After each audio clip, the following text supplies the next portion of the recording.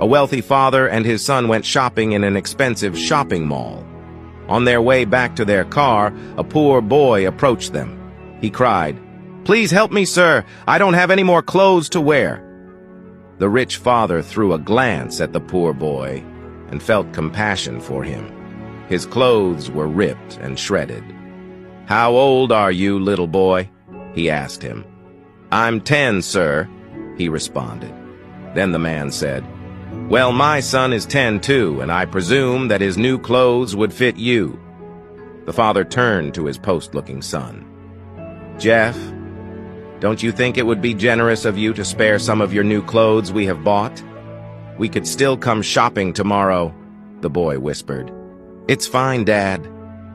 The father then opened their shopping bag and took out few clothes which he handed to the poor boy. His face lit up in excitement. The father then inquired, "May I know where you live?" The poor boy replied, "I live under the bridge, right down the street."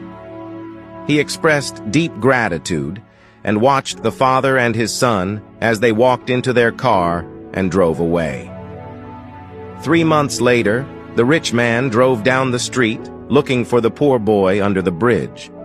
When he found him, he took him to the car and brought out boxes of clothes, shoes, bags, and toys.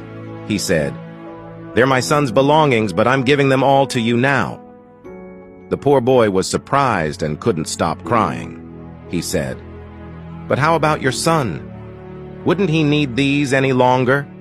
The man uttered, "No, because he is in heaven now. My sweet little boy died some weeks ago of cancer. He had lived with cancer for 3 years, and we had known all along that he was going to die, so it was emotionally very difficult to watch him enter the final days of life. Do you know that on his deathbed, Jeff said to me, 'Daddy, when I'm finally gone, could you give all my belongings to the poor boy we met outside the mall?'" The father paused for a moment. With tears in his eyes, he concluded, "You may be poor, but you have no idea how blessed you are to have life, something that money can't buy. I could have bought 100 lives for my son if it was possible. But no. You may have envied my son's expensive lifestyle, but I'm sure you didn't know about all his struggles and health challenges. That's how life is. We often compare our lives to others, forgetting that life doesn't come with perfection, reason why everyone goes through difficult times. So, instead of envying others, we should focus on watering our own grass and building our own paths.